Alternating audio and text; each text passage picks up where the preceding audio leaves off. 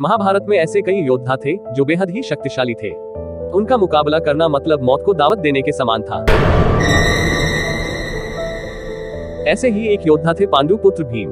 कहा जाता है कि भीम के अंदर 10,000 हाथियों का बल था। लेकिन क्या आप जानते हैं कि एक साधारण मनुष्य की तरह दिखने वाले भीम के अंदर इतनी शक्ति आई कहां से? यकीनन इस रहस्य के बारे में बहुत कम ही लोगों को पता होगा। कहते हैं कि 10,000 हाथियों की शक्ति की बदौलत ही भीम ने एक बार नर्मदा नदी का प्रवाह रोक दिया था। भीम के अंदर इतनी शक्ति आने के पीछे एक रोचक किस्सा है। इसके अनुसार भीम बचपन से ही काफी शक्तिशाली थे। वह दौड़ने में, निशाना लगाने या कुश्ती लड़ने, सभी खेलों में धृतराष्ट्र के पुत्रों यानी कौरवों को हरा देते थे। हालांकि उनके अंदर कौरवों के प्रति कोई द्वेष नहीं था, लेकिन दुर्योधन के मन में भीमसेन के प्रति दुर्भावना शुरू से ही थी। तब उसने उचित अवसर मिलते ही भीम को मारने का विचार किया।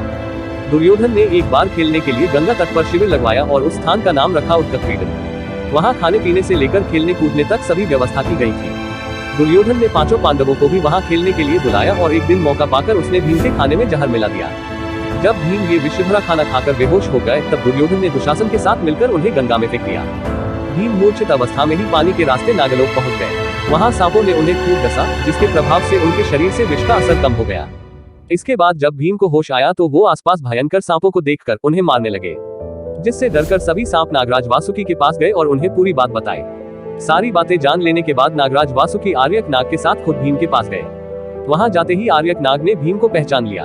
दरअसल आर्यक नाग भीम के नाना थे। इसके बाद वो भीम को अपने साथ नागलोक ले गए। वहां उन्होंने नागराज वासुकी से भीम को उन कुंडों का रस पिलाने की आज्ञा मांगी, जिसमें हजारों हाथियों का बल था। बाद में नागराज वासुकी ने इसकी आज्ञा दे दी और तब भीम 8 कुंडों का रस पीकर एक दिव्य शैया पर सो गए। नागलोक में भीम 8 दिनों तक सोते रहे और जब वो जागे तो उनमें 10,000 हाथियों की शक्ति आ गई थी।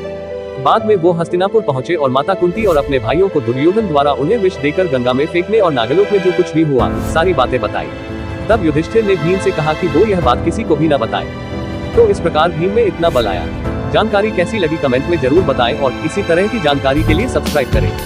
जय श्री कृष्ण। मिलते हैं अगली वीडियो में।